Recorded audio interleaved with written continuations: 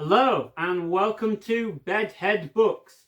Today we're going to be talking about The Invisible Man, the story of Rod Temperton, the thriller songwriter by Jed Pitman.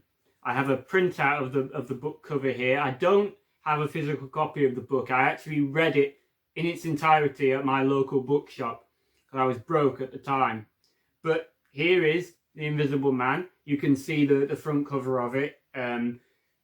Temperton is rather shrouded in smoke there, which is a possible reference to the fact that he was always smoking during studio sessions. He always had a smoke on the go. So, who was Rod Temperton? Well, as the subtitle of the book obviously lets you know, he was the songwriter,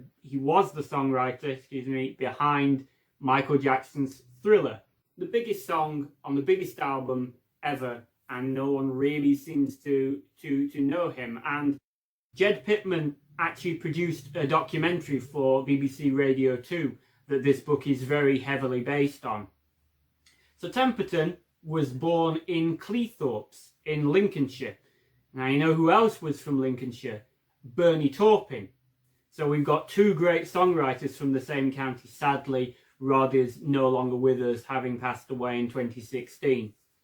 But a bit more about him.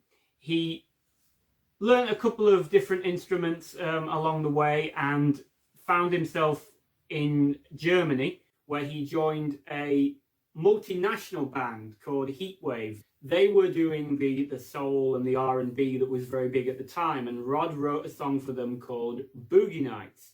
You may have heard of it. It was Rod's first big hit.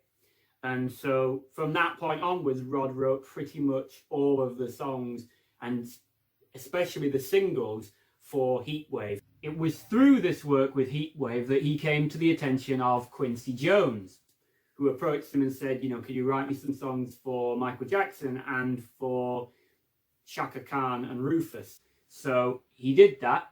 Jackson liked all of the songs. The songs that he chose were Burn This Disco Down, Off the Wall, so he gave Jackson's first album its name, and Rock With You. Now, I was surprised and kind of impressed by that. I didn't know that he wrote that one as well. I actually think that's better than Thriller. If you look at Thriller, really, it is a novelty. You've got the lyrics about the undead. You have the 10-minute music video, that's just over the top and paying homage to so many different movies.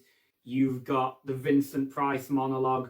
It's a little bit cheesy, whereas Rock With You is more of a sweet, soulful kind of song. So it's great to know, in fact, that he wrote that as well. As I say, of course, he then went on to contribute to Thriller.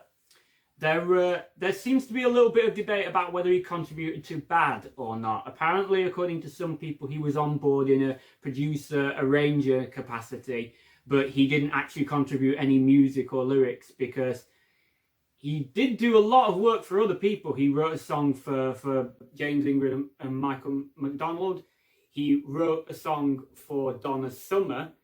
And yeah, he had a lot going on in his life, and he did kind of weave in and out of people's lives, which is probably how he got the nickname of the Invisible Man. But following Thriller, he didn't really have any more hits. He didn't really write any more hits, not that he needed to. And he lived a relatively quiet life after then. He passed away in 2016, and kind of in a mark of how, private he was, his death was not actually announced until a week after the funeral. So, that was obviously done so that there was not too much intrusion into his family's life, and that, it's just baffling that you can be the most successful songwriter ever, in terms of actual individual hits, and you can have that simple life that he had, and one can only envy him and admire him. Now, the book itself, I have a couple of criticisms of the book. I don't know how close of a relationship the book has to the documentary in terms of actual content. My assumption would be that they conducted all their interviews and research for the documentary, and all the stuff that they had built up and accumulated in the archive went into this book, but I don't know if it was transcribed directly from the audio or what, but there's a couple of typos and grammatical errors that really strike me as massive clangers. Like, I understand that a few of them will get through in most books that are published, but these ones to me like really stuck out. Like Temperton was, he's described as being a songwriter on a power with Stevie Wonder, as opposed to on par with Stevie Wonder. Later on, when the Heatwave singer is discussing in an interview, Johnny Wilder Jr., he's in an interview and he's discussing singing falsetto. And it's printed in the book as full set. And these kind of niggly little things, maybe I'm being too picky, and it's not kind of my main criticism, really. My main criticism would have to be that because it is so chopped up in terms of that you have a little bit, like a paragraph or two from the author, just as little links, rather like the way a radio presenter would link it in documentary form, and then you actually get the bulk of the interviews, and it just, I don't get a sense of Jed Pitman's voice as an author. I just feel that he's just compiled all these interviews together, and outside of the context of the radio documentary, they don't work quite as well. So the best way of consuming this story out of the two ways there are is to listen to the documentary. You know, you get the music as well, so that's obviously a big bonus. So I am falling very much in the middle on this one. So The Invisible Man, the story of Rod Temperton, I'm going to give this book a 5 out of 10. Thank you very much for watching, and remember, don't judge this book by its cover.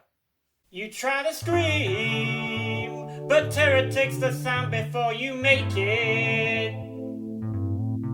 You start to freeze as horror looks you right between the eyes. You're paralyzed, 'cause this is Thriller.